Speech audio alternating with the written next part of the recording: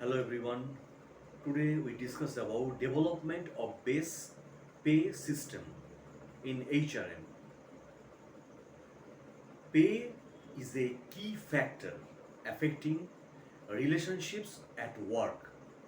The level and distribution of pay and benefits can have a considerable effect on the efficiency of any organization and on the moral and productivity of the workforce.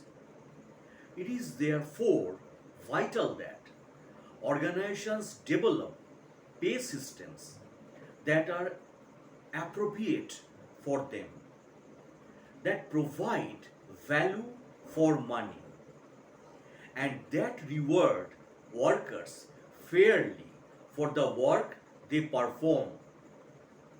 Pay provides or pay systems are methods of rewarding people for their contribution to the organization. Ideally, systems should be clear and simple to follow so that workers can easily know how they are affected. In considering rewards, it should be borne in mind that pay and financial benefits are not the only motivator for worker performance. Other important motivators for individuals may include job security, the intrinsic satisfaction in the job itself, recognitions that they are doing their job well, and suitable training to enable them to develop potential. Now I am defining pay system.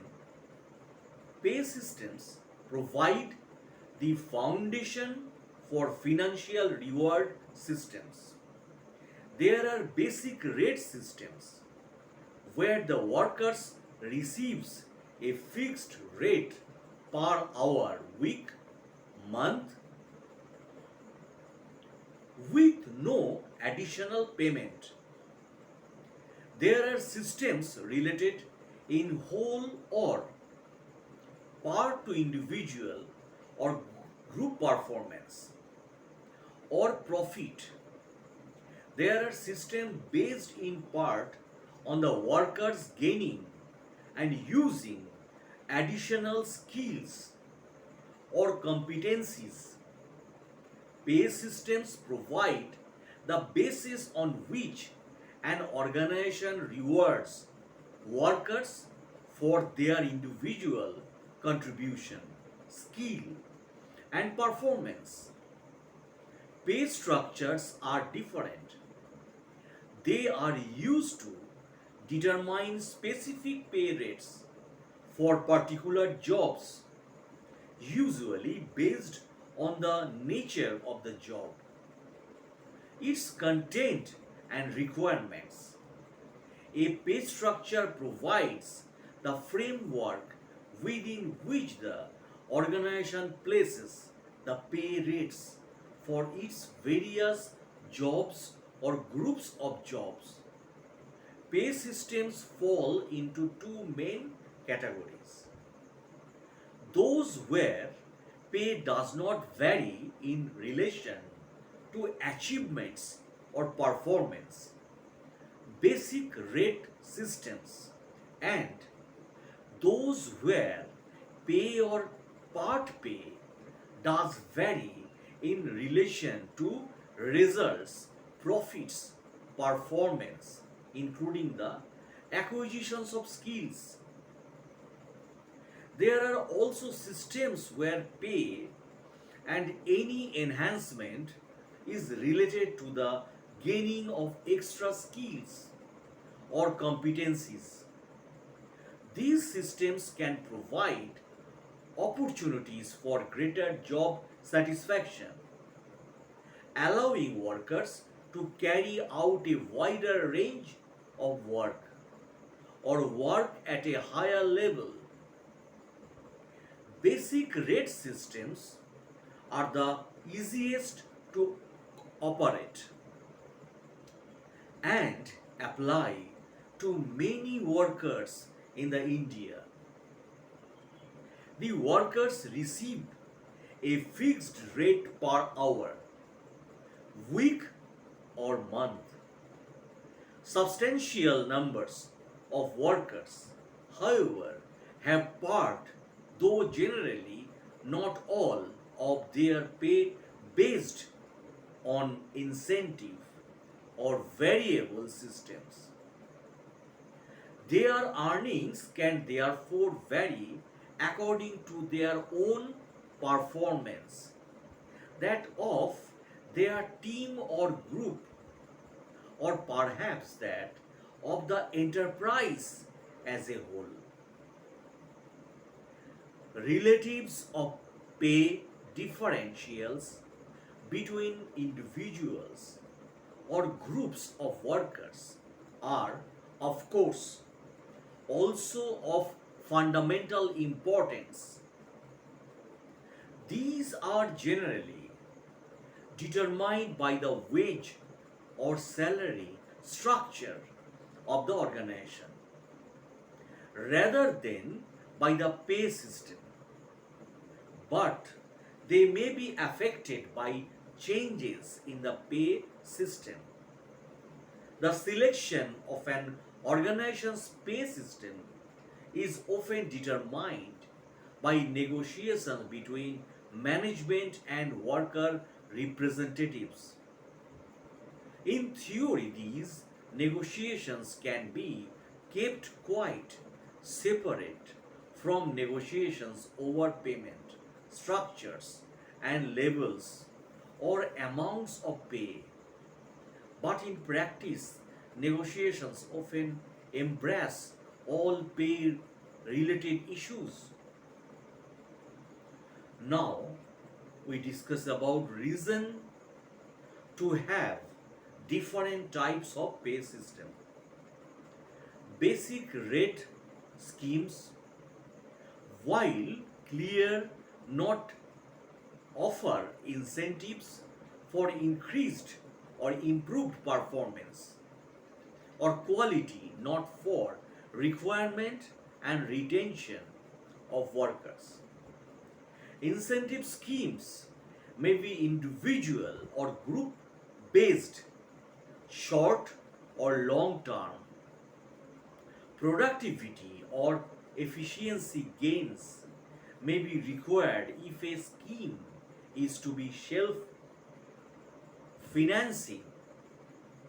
Organizations may use a combination of systems to meet their particular requirements. Basic rate schemes.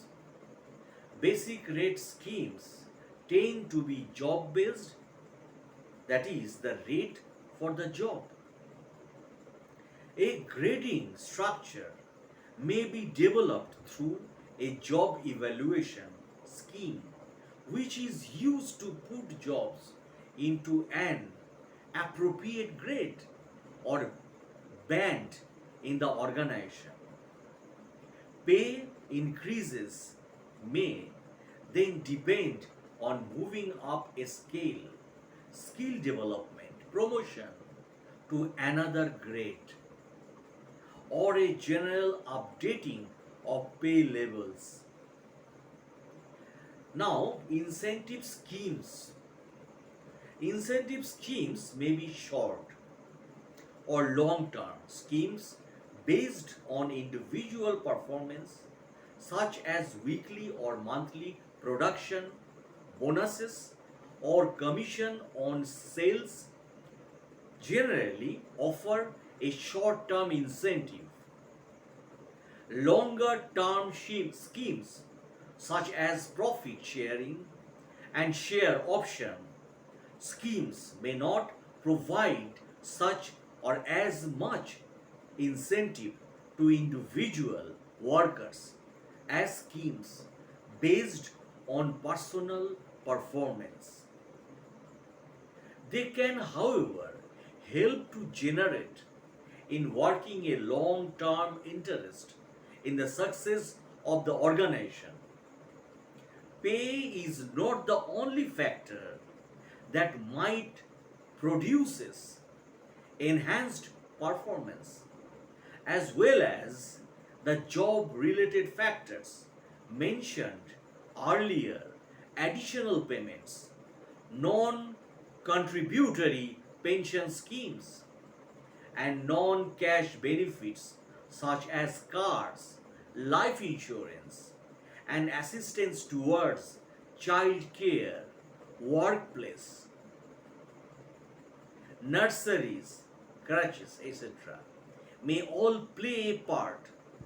Nevertheless, the prospect of higher pay for increased output quality often provides an incentive, and many schemes are introduced in the clear expectation that performance will thereby be improved. Increases in pay are often linked to productivity or self financing pay scheme, especially where organizations have no new money to put into the pay rates. In such systems, the results of increases in productivity and efficiency can be shared between the employer and workers to their mutual benefit.